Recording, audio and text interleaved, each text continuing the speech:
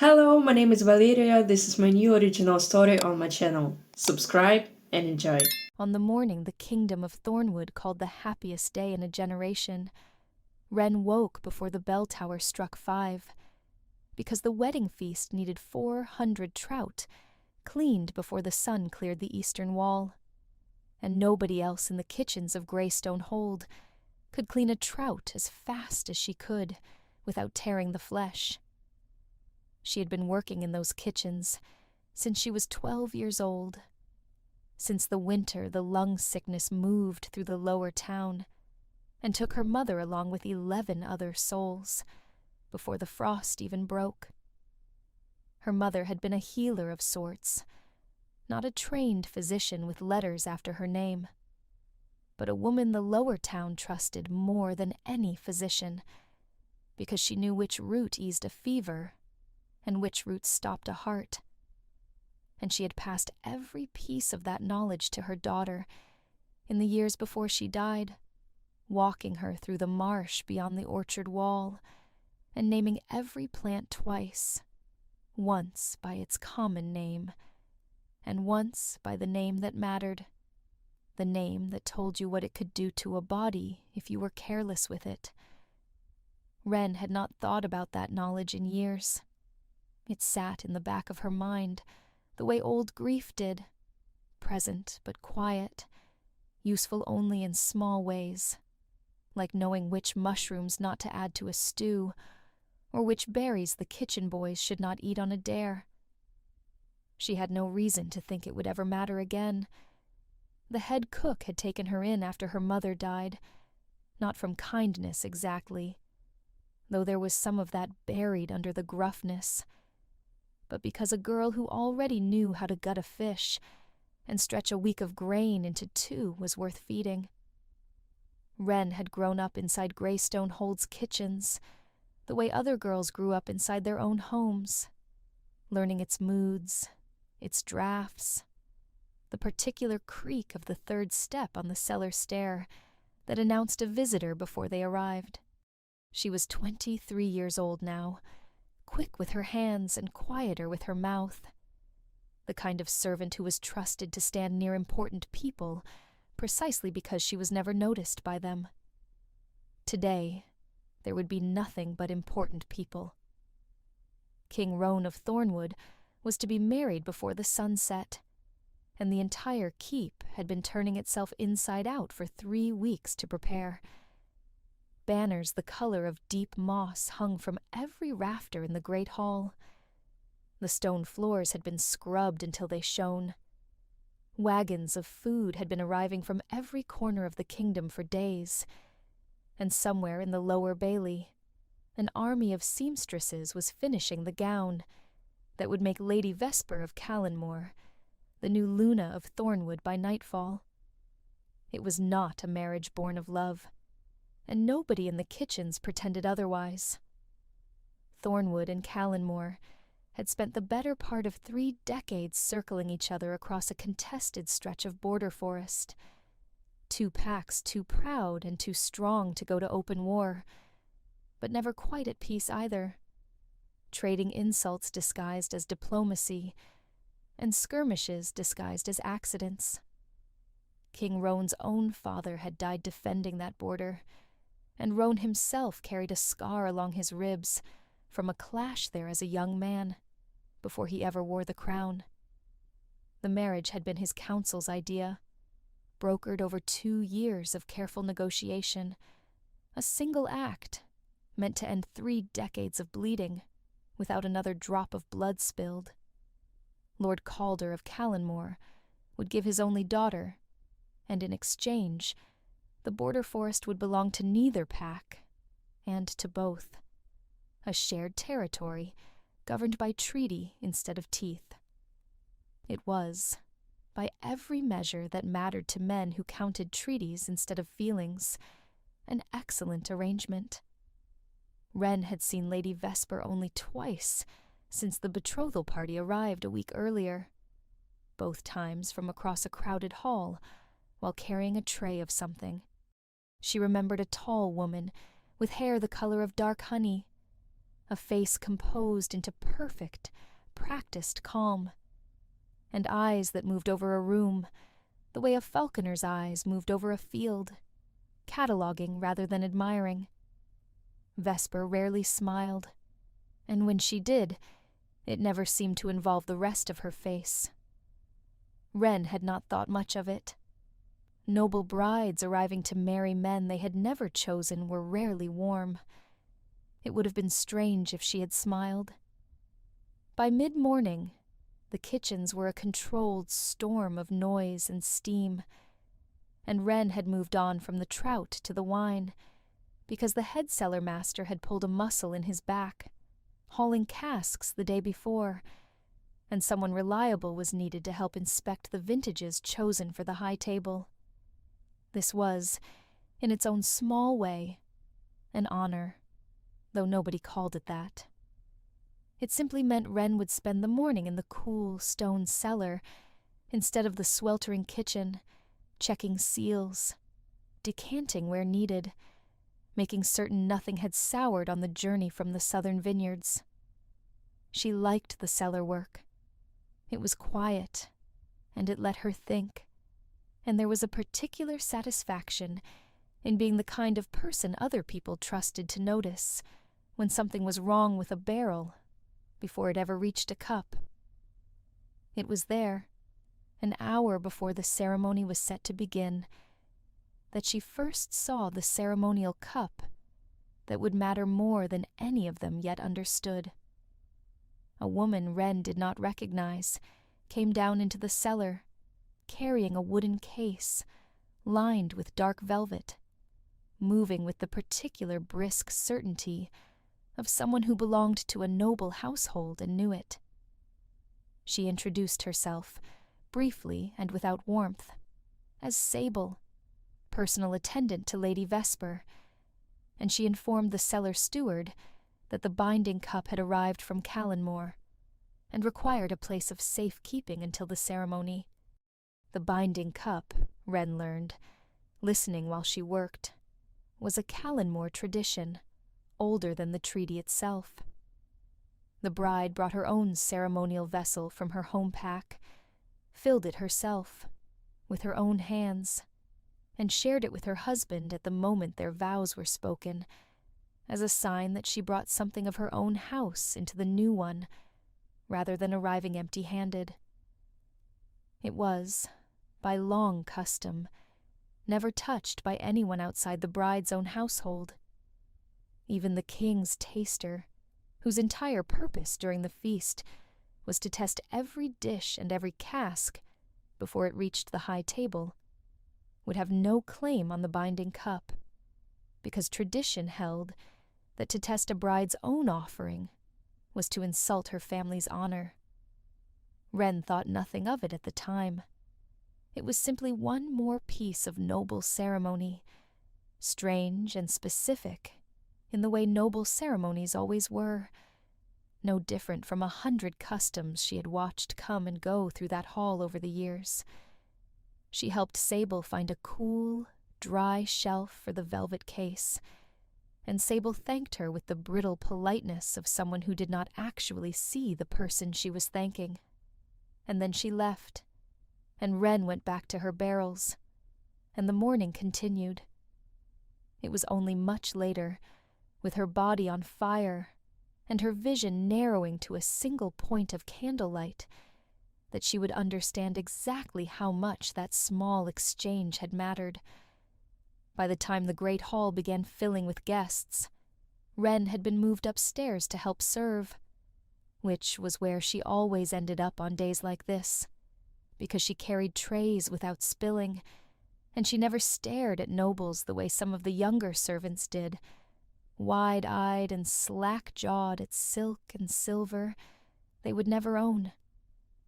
She moved through the gathering crowd in her gray serving dress, refilling cups, clearing plates, invisible in the particular way that good servants learned to be invisible, present everywhere and noticed nowhere. The hall itself had been transformed. Every torch bracket held fresh flame. Long tables ran the length of the room, draped in cloth the color of moss and silver, already crowded with delegations from both packs.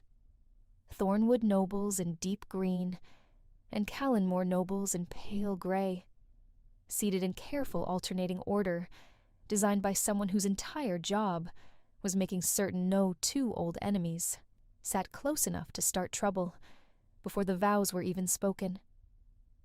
At the center of it all stood King Roan, and Wren, passing close enough to refill a cup near the high table, allowed herself one careful glance. He did not look like a man on the happiest day of his life. He looked like a man standing very straight under a great deal of weight, which she supposed amounted to the same thing in different language.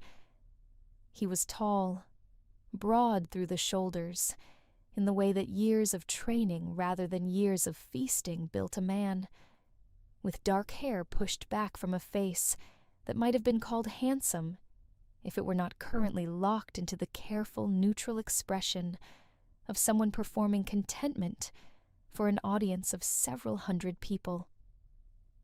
He spoke to the elders gathered near him with the easy warmth of a man who had been raised to lead, but his eyes, when they were not actively engaged with someone, drifted toward the great doors at the end of the hall, the doors through which his bride would soon enter, with an expression Wren could not quite name. Not dread, exactly. Something closer to a man bracing himself. She had heard the kitchen gossip, of course. Everyone had. The king had not chosen this marriage so much as accepted it, the way a commander accepts a difficult but necessary campaign. He respected what it would do for his people. He simply did not pretend to feel anything personal about the woman he was about to bind himself to for the rest of both their lives. Wren moved on. It was not her business, and there were 40 more cups waiting to be filled. The doors opened at midday, exactly as planned, and Lady Vesper of Callanmore entered the hall on her father's arm. She was, Wren had to admit, breathtaking. Her gown was the pale silver gray of Callanmore's colors, embroidered with thread that caught the torchlight like frost, catching morning sun, and her dark honey hair had been woven with small white flowers that Wren recognized, with the part of her mind that never quite stopped cataloging plants, as winter lace, a flower that bloomed only in cold months and only in the northern reaches near Callanmore's border groves. It was a beautiful, deliberate touch, the kind of detail a bride chose to remind everyone watching exactly which house she still belonged to in her heart, whatever vows she was about to speak. Lord Calder walked beside his daughter with his chin lifted and his expression composed into something that might have passed for pride, if pride and calculation did not so often wear the same face on men like him. He was a tall, silver-haired man with pale eyes and the kind of stillness that made Wren's skin prickle slightly whenever she passed near him, though she could not have said why. He simply had the quality of a man who was always watching for an advantage, even at his own daughter's wedding. The ceremony began. Wren did not hear most of the words. She was too busy moving along the edges of the hall, refilling cups for the high table guests, watching for empty plates, doing the 100 small invisible tasks that kept a feast running smoothly, while the important people focused entirely on each other. She caught fragments, the elder presiding over the binding, speaking of 2 houses joined and old wounds closed, King Roan's voice low and steady as he spoke his vows, Lady Vesper's voice clear and perfectly composed as she spoke hers, not a single tremor in it. It was when the elder called for the binding cup that Wren found herself, by simple accident of position, standing close enough to the high table to see everything that happened next. Sable stepped forward from the small Callanmore retinue, carrying the velvet case Wren had helped her stow that morning. She opened it before the gathered hall, lifted out a cup of dark, polished silver, etched with a pattern of interlocking branches, and poured wine into it herself, slowly, with the careful ceremony the moment demanded, from a flask she had carried close to her own body the entire morning. Lady Vesper accepted the cup with both hands and turned to face King Roan. It was, by every measure, exactly what the tradition required, and Wren, standing perhaps 8 feet away, with an empty serving tray balanced against her hip, would never have thought twice about it if her eyes had not happened to fall, in that exact moment, on Sable's hands. They were shaking. Not much. A small tremor, the kind a person might dismiss as cold fingers or simple nerves, at performing a duty in front of several hundred witnesses. But Wren had spent years watching hands in that kitchen, hands that lied about being fine when bodies were not fine, hands that shook from fear long before faces ever admitted to feeling any, and something in the particular quality of that tremor made the old, quiet part of her mind, the part that had not spoken in over a decade, suddenly sit up and pay close attention. She looked at the cup. There was nothing visibly wrong with it. Dark red wine, the surface catching torchlight the way wine always did, but as Lady Vesper lifted the cup toward King Roan, raising it slightly, so that the light from the nearest torch fell directly across its surface, Wren saw something that made the floor seem to tilt very slightly beneath her feet. A thin, almost invisible sheen on the wine's surface, the faintest suggestion of an oily film where pure wine should have caught the light cleanly and broken it apart. Her mother's voice rose out of 10 years of silence, as clearly as if the woman were standing beside her. Duskroot does not announce itself, her mother had said, walking her through the marsh with the particular grim patience she reserved for the lessons that mattered most. It does not taste bitter enough to warn a careful drinker, and it does not smell strongly enough to alarm a careless one. But it never mixes clean into wine, no matter how well it is ground. Look for the sheen on the surface, the way oil sits on water. That is the only warning you will ever get, and you will only get it if you are already looking. Wren had not thought about Duskroot in 10 years. She had certainly never expected to see its signature catching torchlight 8 feet from the King of Thornwood's outstretched hand. There was no time to think through what it meant, who had done it, or why. There was no time to call out, because calling out would mean accusing a noblewoman of attempted murder at her own wedding in front of every elder from 2 packs. An accusation that would need to be true beyond any doubt, or it would cost Wren her life before sundown. And even if it were true, a shout from across the hall would arrive a full second too late to matter, because King Roan was already reaching for the cup Vesper held toward him, already closing his fingers around its stem, already lifting it the first few inches toward his mouth, out of nothing more than the simple trust a man extends to the woman he has just promised to spend his life beside. Wren moved. She would never afterward be able to describe exactly how she crossed the distance, only that one moment she was standing at the edge of the hall with an empty tray against her hip, and the next she was beside the high table, reaching past Lady Vesper's shoulder with both hands, closing her fingers over the king's hand and the cup together, and lifting it cleanly away from him before his lips had touched the rim. The hall went silent in the particular, total way that several hundred people go silent when something happens that none of them have a script for.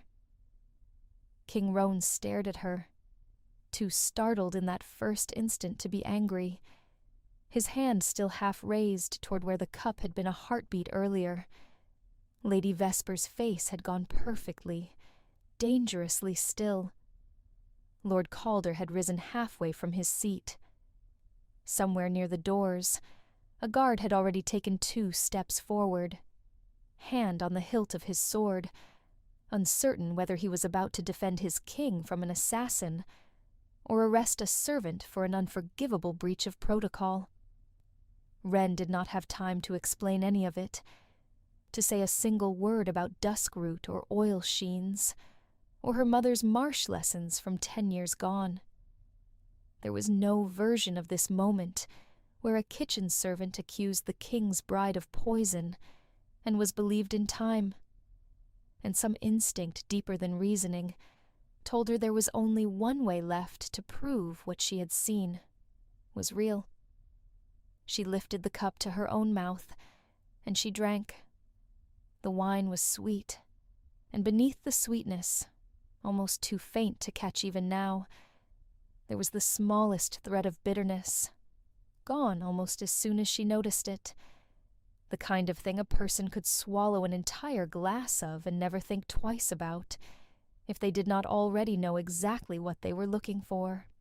For 3 full seconds, nothing happened, and Wren felt something close to relief begin to rise in her chest, the wild hope that she had been wrong, that it was only spoiled wine, or her own exhausted imagination, that she was about to make the single most catastrophic mistake of her life in front of the entire assembled nobility of 2 packs.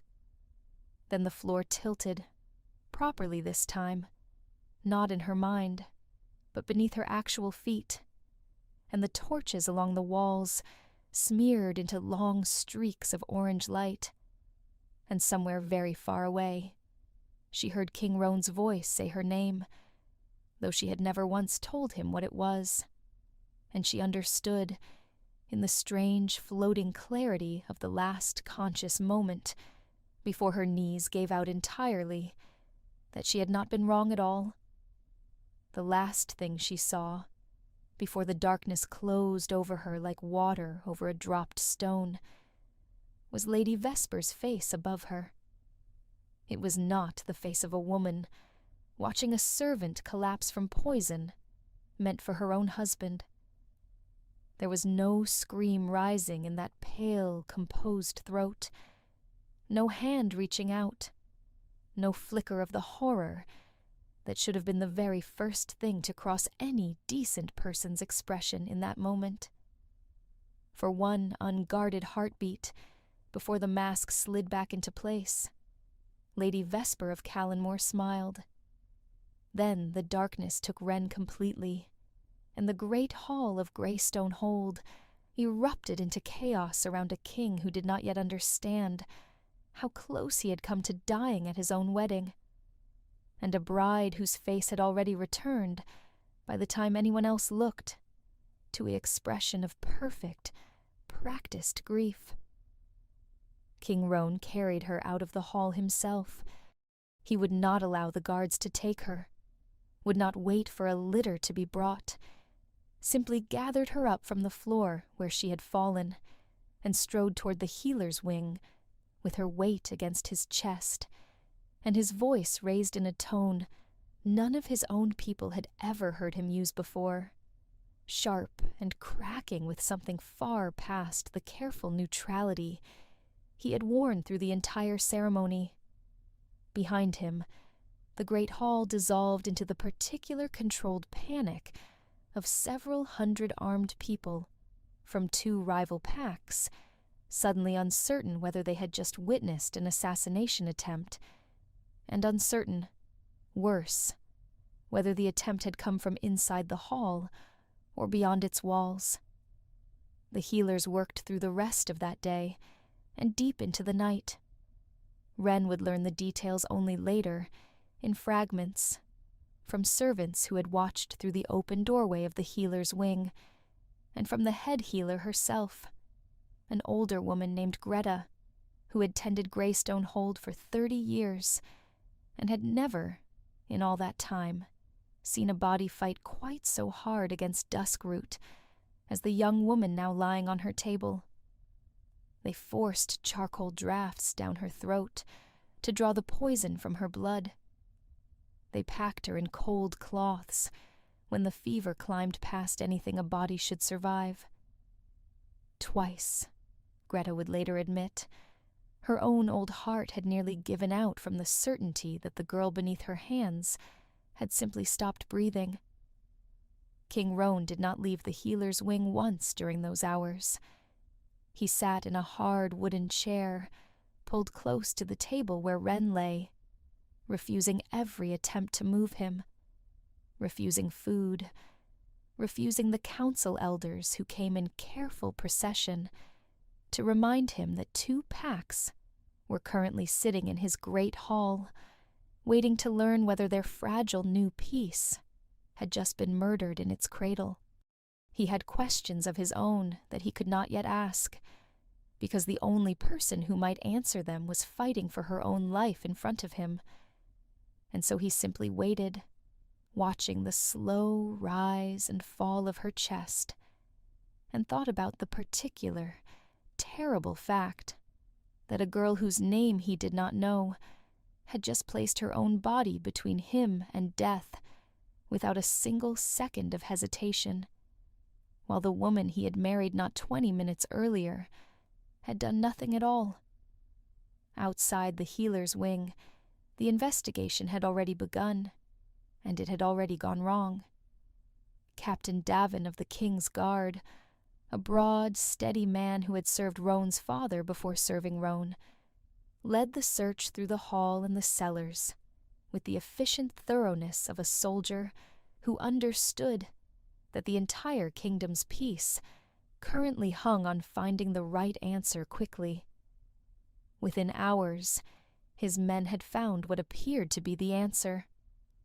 A dagger, hidden behind a loose stone in the cellar wall, not far from where the wine had been stored, its blade etched with a pattern of knotted thorns that every soldier in that hall recognized immediately as the old battle mark of the Vael clan, the northern border family that had fought Thornwood across 3 generations of contested forest before finally being driven from their lands a decade earlier.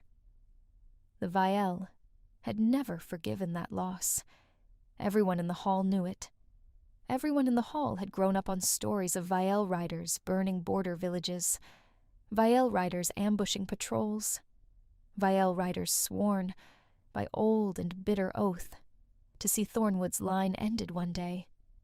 A dagger with their mark, found near the poisoned cup, on the very day Thornwood sealed an alliance that would finally close the border the Vale had bled and died trying to keep open. It told a clean story. It told the story everyone in that hall already wanted to believe, because it meant the danger had come from outside the walls, from an old known enemy, rather than from inside the marriage that was supposed to end the danger entirely. Captain Davin reported the find to the council within the hour, and by morning, riders had already been dispatched toward the northern border to investigate what remained of the scattered Vael households. And the story had hardened, the way stories did when frightened people needed somewhere safe to point their fear into settled fact. The Vale had tried to murder the king on his wedding day, and only the quick instincts of a serving girl, whose name still nobody important had bothered to learn, had saved him. Lady Vesper, now queen in name, though the binding had been interrupted before its final words, played her part through all of it with flawless, grieving composure. She wept, briefly and beautifully, when told how close her new husband had come to death. She thanked the guards for their swift work. She asked, with apparently genuine concern, after the condition of the brave servant girl, and ordered, in a gesture that struck the entire hall as remarkably gracious, that a healer's fee be paid from her own personal coffers to cover whatever care the girl required. Nobody in that hall, watching her, would have guessed for a single moment that anything about the day's events troubled her at all, except in the ordinary, expected ways. Wren woke 3 days later. She came back to herself slowly, the way a person surfaces from deep water, aware first of weight and ache before she was aware of anything else. Her whole body heavy and unfamiliar, her throat raw, her mind moving through thick fog toward thoughts that kept slipping away before she could hold them properly. Greta was the first face she saw, leaning over her with the particular brisk relief of a healer who has just watched a patient's eyes finally open after days of uncertainty. It took another full day before Wren was strong enough to sit up, and another after that, before she could hold a conversation longer than a few sentences without exhaustion pulling her back under. The healers told her, in careful, simplified terms, what duskroot did to a body, and how remarkably fortunate she was to have survived a dose strong enough to kill a grown man twice her size. They told her the kingdom was calling her a hero. They told her the king himself had visited every day she had been unconscious, though he had said little, and stayed only briefly each time, as though uncertain what role he occupied in the room of a servant he barely knew. They did not tell her, because nobody outside the highest council yet knew to connect the two events, that riders had already returned from the northern border with grim reports of Vielle households burned in retaliation before the investigation had even finished. 3 families dead in the chaos of villagers, taking justice into their own hands, faster than any official inquiry could move. Wren learned that detail only later, and when she did, something cold settled into her stomach that had nothing to do with the lingering weakness in her limbs, because she remembered the smile. It had come back to her slowly over those first foggy days, the way details from a fever sometimes return, only once the fever itself has broken, fragments surfacing out of order until they finally assembled into something whole. The shaking hands, the oily sheen on the wine, and then, last of all, clearest of all, the single image that would not leave her no matter how hard she tried to convince herself. She had simply imagined it in the haze of poison already moving through her blood. Lady Vesper's face above her, as the darkness closed in, composed and pale and, for one unguarded heartbeat, smiling. Not the smile of relief, not the smile of a woman watching the danger to her husband pass.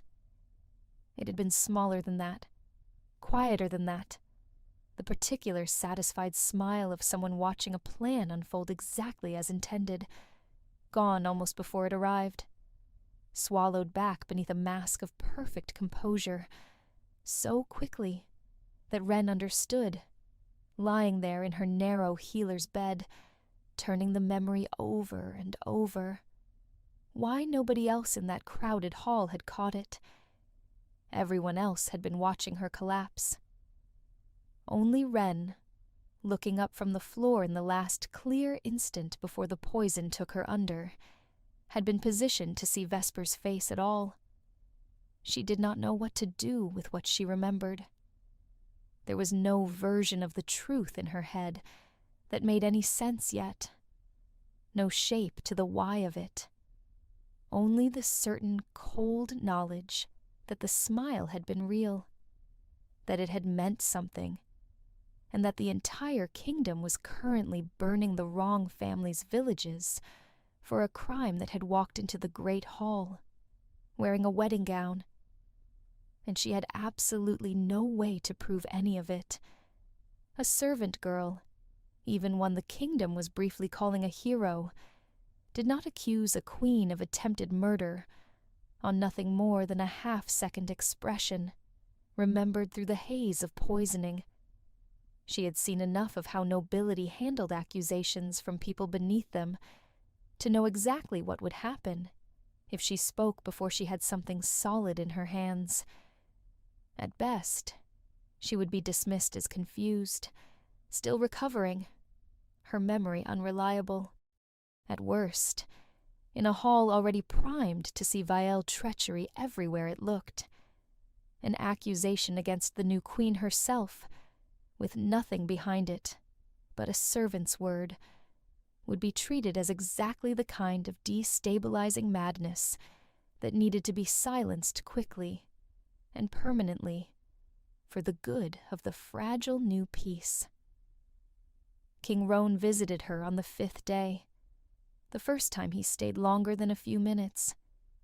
He sat in the same hard chair he had occupied through the worst of her fever, though he looked, Wren thought, almost as exhausted as she felt. The strain of the past 5 days carved into lines around his eyes that had not been there at the wedding. He thanked her, formally at first, the careful words of a king addressing a subject who had saved his life. And then, after a long pause in which he simply looked at her as though trying to solve a problem he could not quite name, he asked her, in a much quieter voice, why? Why had she done it?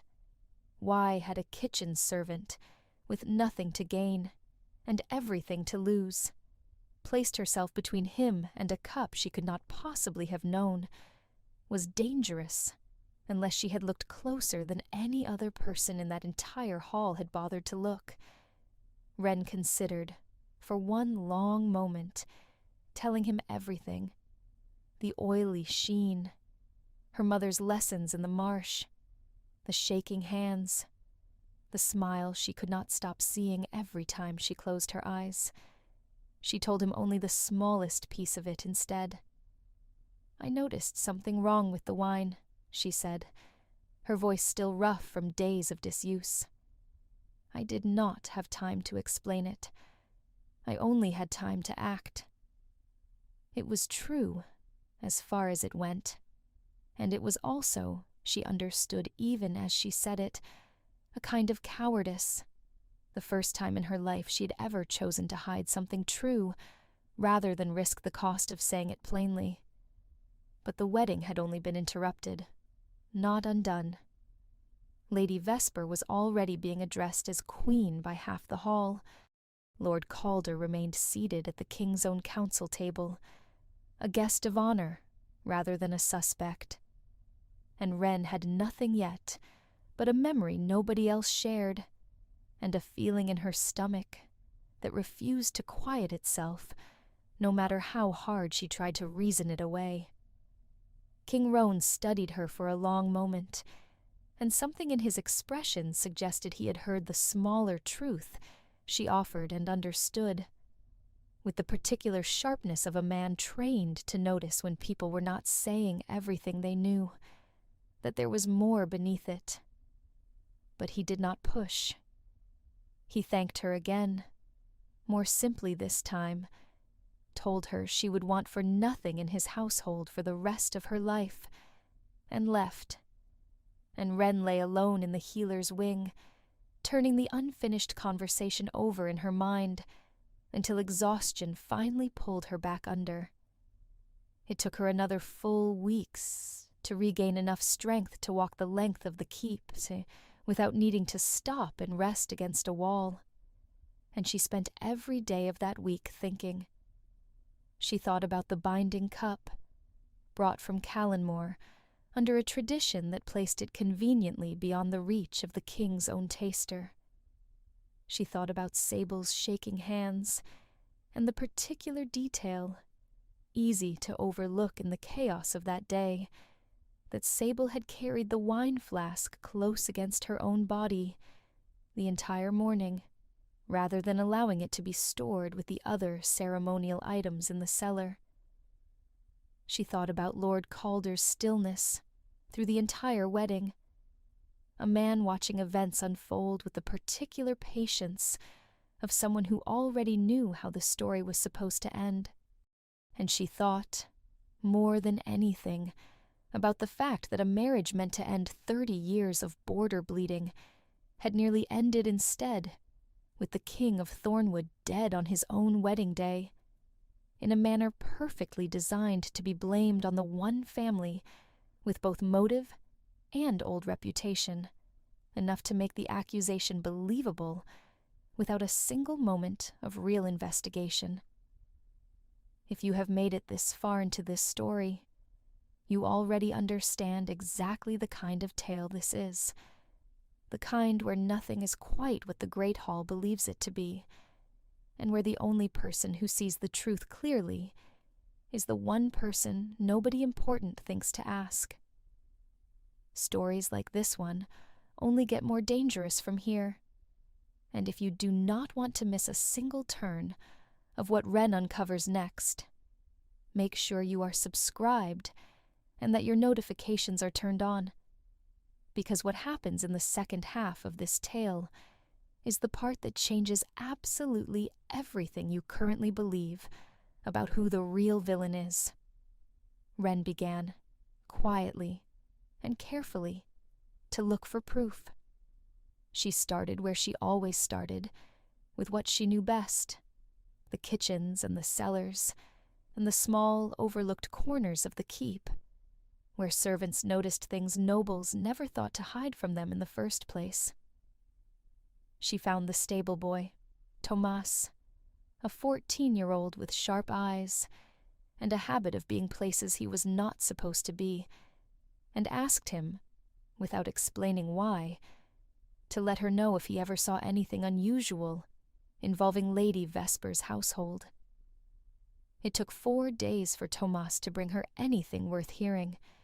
He found her in the kitchen garden at dusk, breathless from running, and told her in a low voice that he had seen Sable slip out through the eastern postern gate 2 nights running, well after the rest of the keep had gone quiet, walking alone toward the tree line beyond the orchard wall, and returning each time perhaps an hour later, alone again, with nothing in her hands that he could see, but with an expression, Tomas said, like someone who had just done something they were frightened of being caught doing. Wren did not sleep that night. She spent it instead sitting awake in the small servants' chamber she shared with 2 other girls, turning the information over and over until she had convinced herself of the only thing left to do. She would follow Sable herself the next time she slipped out through the eastern gate, and she would find out exactly who waited for her in the trees beyond the orchard wall. The chance came 2 nights later. Wren had positioned herself just inside the kitchen garden wall after the rest of the keep had settled into sleep, close enough to the eastern postern gate to watch it without being seen herself, wrapped in a dark cloak, borrowed from one of the laundry stores, and grateful, for once in her life, for how easily servants disappeared into shadow. She waited nearly 2 hours, long enough to begin doubting Tomas had seen what he thought he had seen, before the gate eased open, and Sable slipped through it alone, moving quickly along the tree line with the particular careful quiet of someone who had walked that path enough times to know exactly where the ground would not betray her with a snapped twig. Wren followed at a distance, staying low along the orchard wall, her heart loud enough in her own ears that she half expected it to give her away before her footsteps ever could. The meeting took place in a small clearing, perhaps a 1/4 mile beyond the wall, where a single rider waited with his horse tethered to a low branch, his face obscured by a traveling hood, even in the moonlight. Wren crouched behind a fallen log, close enough to hear voices but too far to make out every word clearly, catching only fragments carried on the night wind. She heard Sable's voice first, tight with something that sounded less like loyalty and more like fear. She heard the words my lord used, though whether it referred to the rider himself or someone he served, Wren could not be certain. She heard the word patience, spoken twice, and she heard, with a chill that settled deep into her chest, a fragment that needed no further context at all. "The veil blame is holding," the rider said, his voice low but carrying clearly across the still night air. "Lord Calder says continue exactly as planned. The second binding will succeed, where the first did not. And once it does, the border forest belongs entirely to Callanmore within the year, treaty or no treaty, because a grieving young widow inherits considerably more sympathy from the Pax than a living rival king ever commanded." Sable said something Wren could not catch, her voice dropping too low, and the rider answered with something that sounded almost like impatience, before pressing a small, sealed letter into her hands and turning back toward his horse. Wren did not move until both Sable and the rider had gone. Sable back through the orchard toward the keep, and the rider out into the darkness in the opposite direction, his horse's hoofbeats fading slowly into silence. Only then did she allow herself to breathe properly again, crouched alone in the cold behind a fallen log, with the entire shape of the conspiracy finally clear in her mind for the first time. It had never been about ending the marriage before it began. It had been about ending it after, at the second binding, in a way that would leave Lady Vesper a grieving young widow, rather than a suspected murderer. A widow with every sympathy of 2 packs behind her, and a father conveniently positioned to guide the border forest into Callanmore's hands during the chaos that followed a king's sudden death. The first attempt had failed only because a servant girl had noticed an oily sheen on wine that nobody else had thought to look at closely enough. The second attempt, whatever form it took, was apparently already planned, and apparently still moving forward, hidden beneath the perfectly composed grief of a woman the entire kingdom now called Queen. Wren made her way back to the keep before dawn, her mind racing through every possible next step, and discarding most of them as too dangerous or too uncertain. She had heard enough to know the shape of the truth, but she still had nothing solid enough to place in front of a king and ask him to believe it over the word of his own new wife and her powerful father. A half-remembered conversation overheard from behind a fallen log in the dark would be dismissed as easily as a half-remembered smile had been. She needed something that could not be argued away. It was Captain Davin she finally went to, 3 days later, choosing him not because she trusted nobility easily, which she did not, but because she had watched him during the investigation into the dagger and noticed something the rest of the hall had missed in their rush toward an easy answer. A flicker of uncertainty on his face when the veil blade was first produced. The look of a soldier who had served long enough on that border to know the Vale clan's actual smithing marks, and who had perhaps already privately wondered why this particular dagger's knotwork pattern looked subtly, almost imperceptibly wrong. She told him everything, standing in a quiet corner of the armory where they were unlikely to be overheard, watching his expression shift from polite patience into something far more focused, as her account moved from the oily sheen on the wedding wine, through the smile she had seen, and finally to the conversation in the clearing 2 nights earlier. He asked sharp, careful questions, the questions of a man testing a theory rather than dismissing one, and by the time she finished, he was already reaching for the small dagger, still kept under guard, in the armory's locked case. "I have served on that border for 15 years, he said quietly, turning the blade over in the lamplight. I know vile work when I see it. This pattern is close enough to fool a hall that wanted to believe it. But the knot crosses the wrong direction here and here. A vile smith would never make that error. Whoever forged this blade had seen vile work, but had not been taught it properly. It was, Wren understood, the first true piece of evidence either of them had. A small technical detail that meant nothing to most eyes, but meant everything to a man who had spent 15 years studying exactly that kind of knotwork on a contested border. Davin agreed, quietly, and without yet involving anyone above his own rank, to continue the investigation in secret, working alongside Wren, rather than around her, an arrangement that would have scandalized half the keep, had anyone known a captain of the guard was taking a kitchen servant's theory seriously enough to act on it.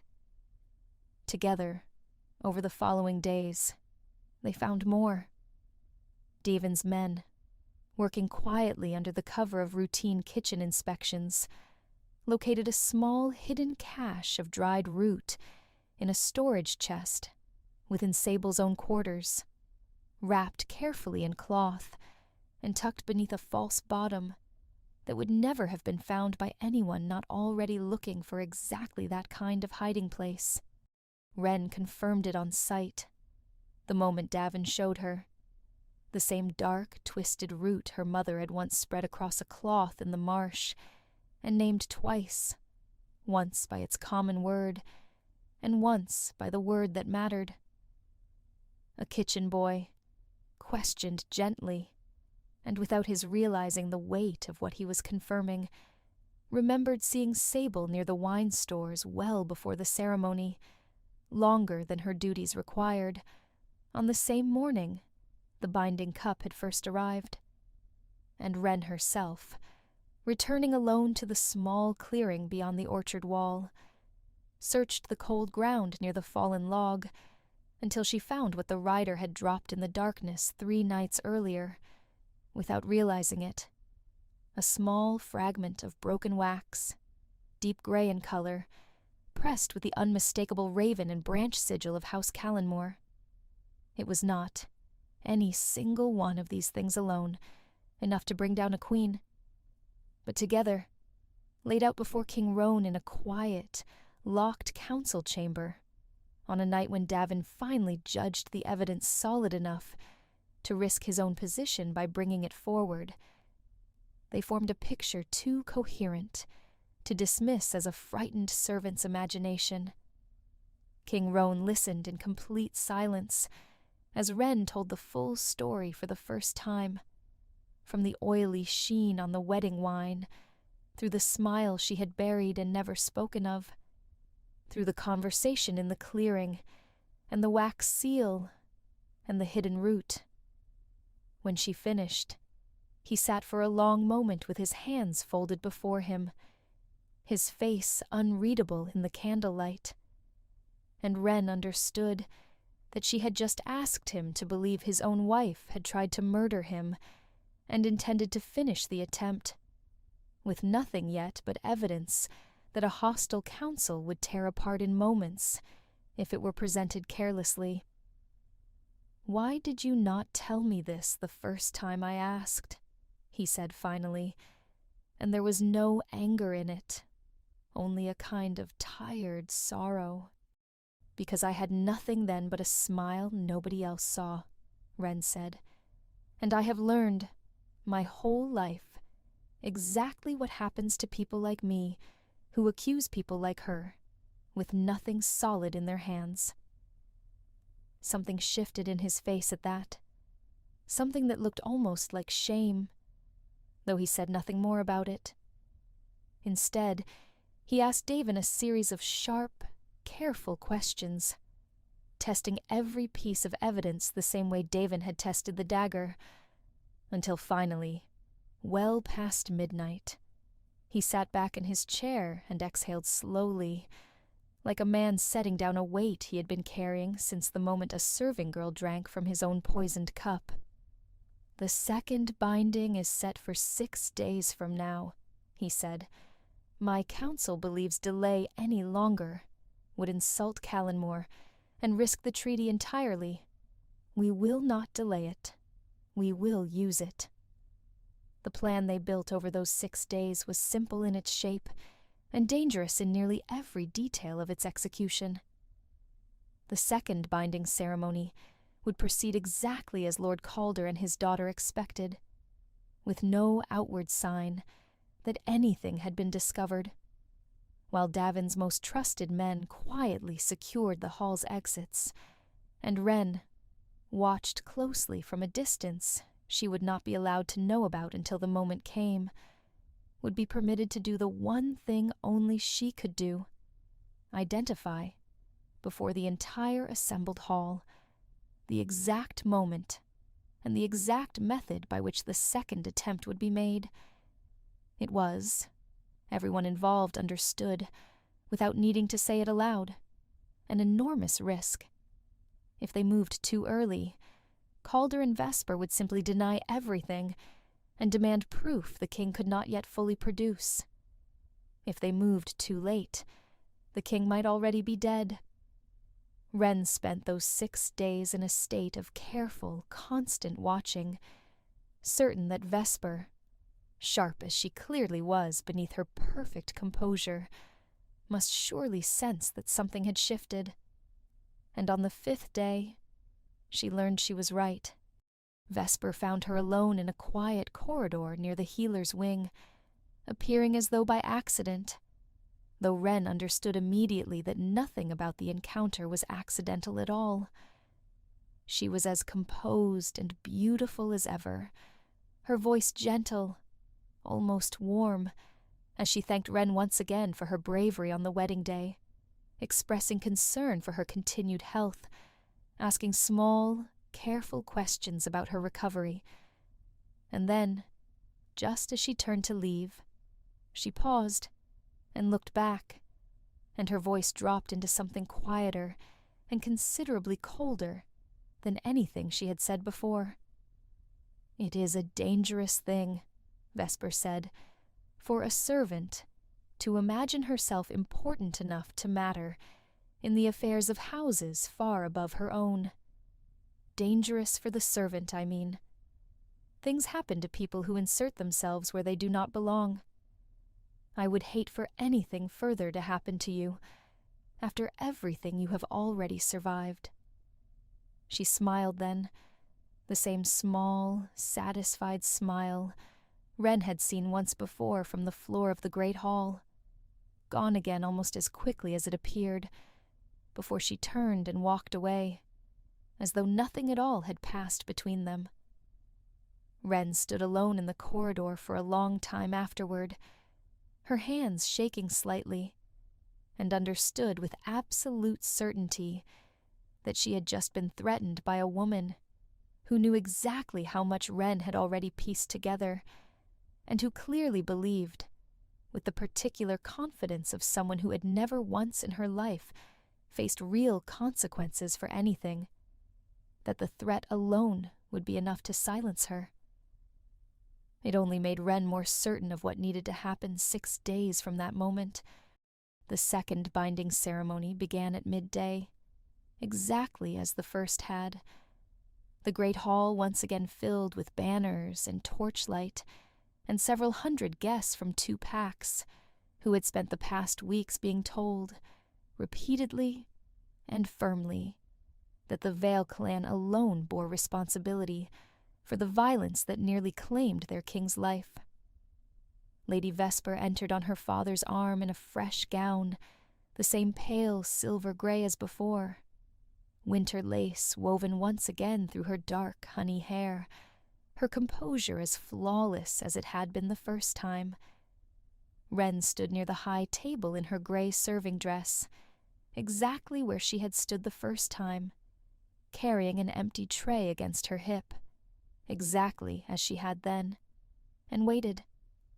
The ceremony proceeded through its vows, through the elders' careful words of 2 houses joined, and old wounds finally closed, until the moment arrived.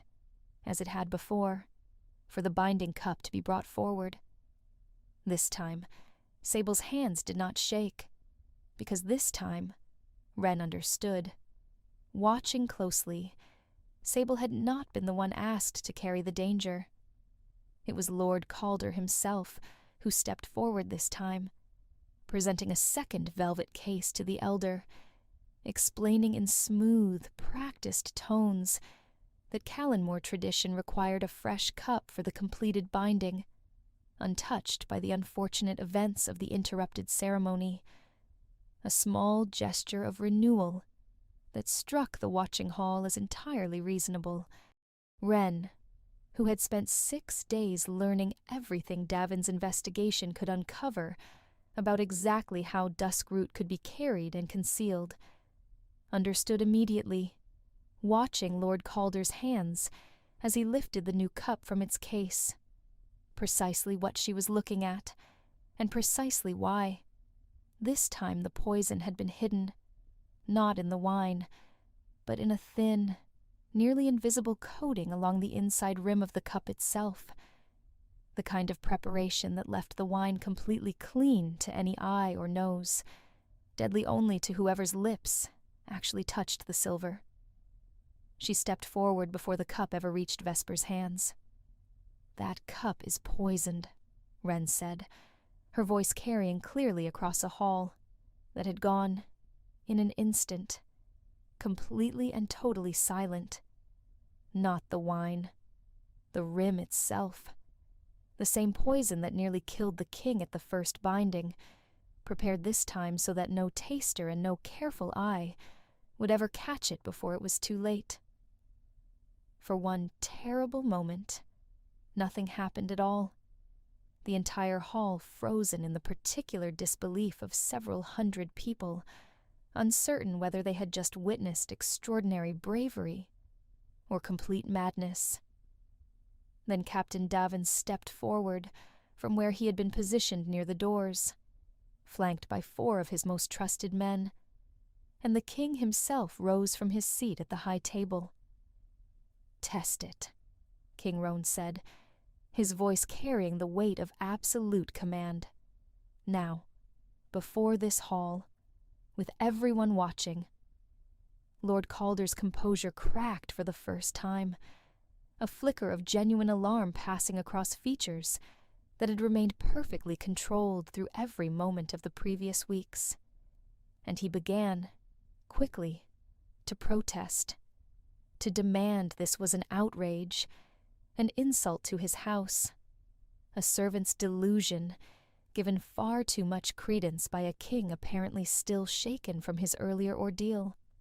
But Davin's men were already taking the cup from his hands, already summoning the king's own taster, who touched the smallest amount of liquid to the rim's edge against the back of his own hand, and went pale within moments, the skin already beginning to redden and blister exactly where Wren's mother had once taught her Duskroot would burn against bare flesh if applied directly and undiluted.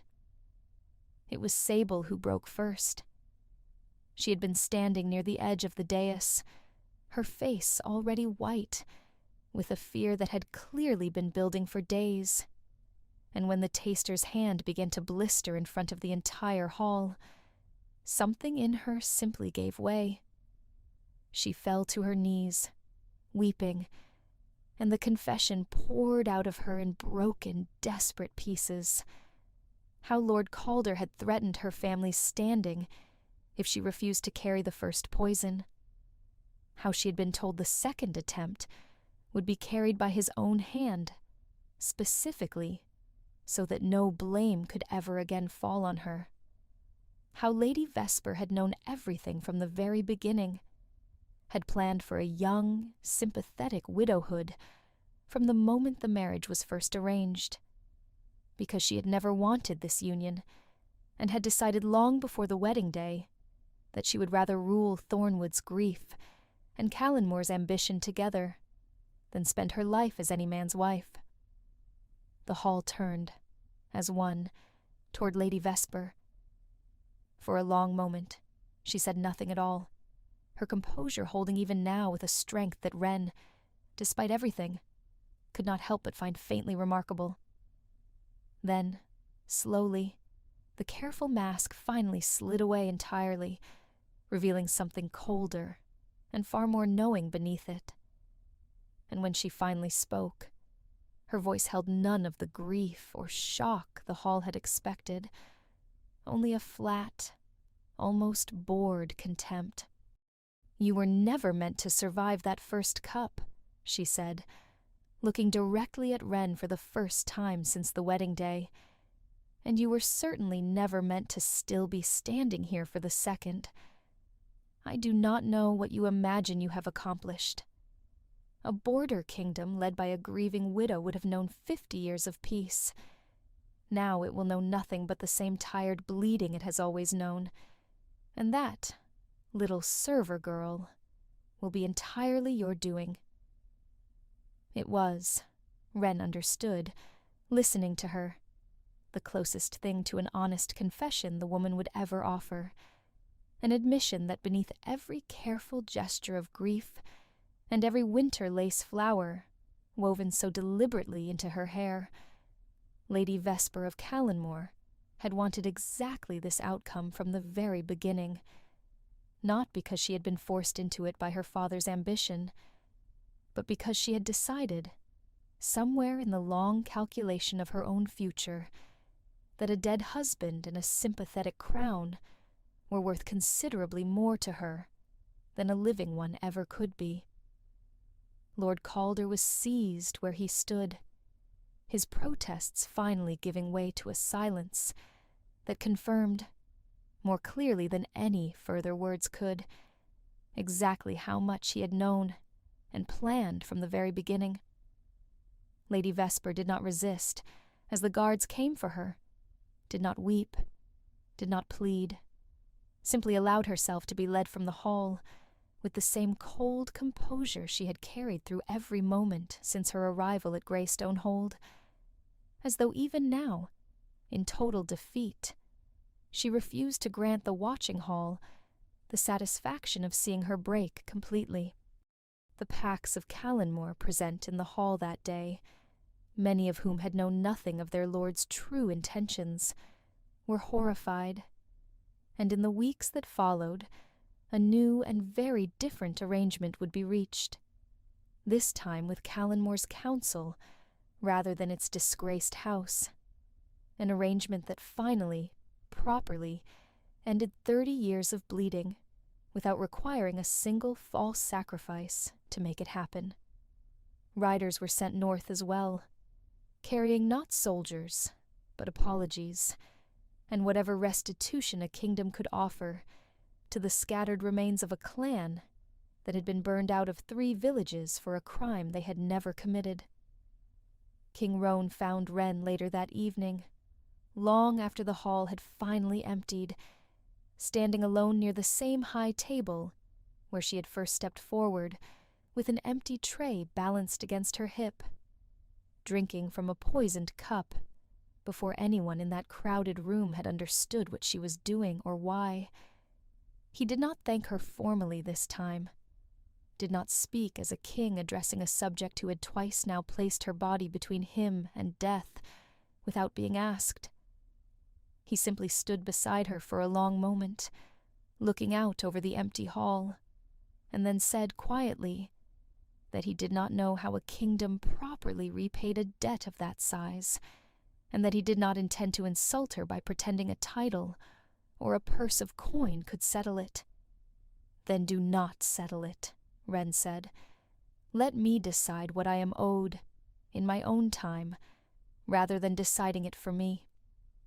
He looked at her for a long moment, something shifting behind his eyes that had not been there at the first wedding, something that looked, for the first time since she had known him, less like the careful weight of a king performing duty, and more like a man simply looking at another person and seeing them clearly.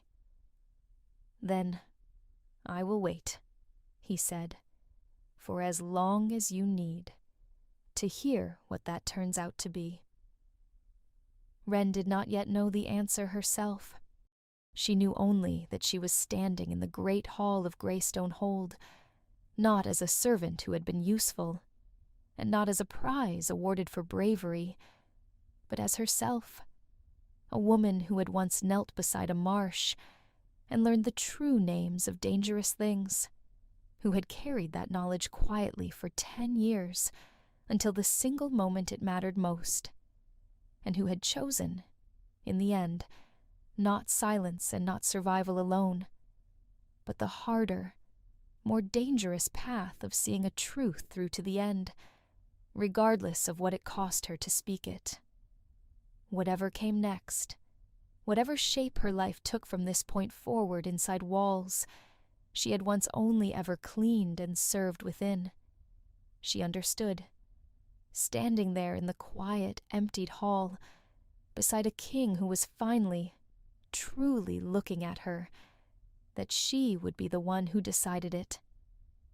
If this story kept you here until its very last word, you already know exactly what kind of stories live on this channel. The kind built on quiet people who turn out to be the bravest ones in the room, and the kind of truths that only come out because somebody refused to stay silent, when silence would have been so much easier. There are many more waitresses, many more hidden truths, and many more alpha kings still waiting to discover exactly who has been protecting them all along. And the only way you will not miss the next one is by subscribing right now, before you go, and turning on your notifications, so the next story finds you the moment it arrives.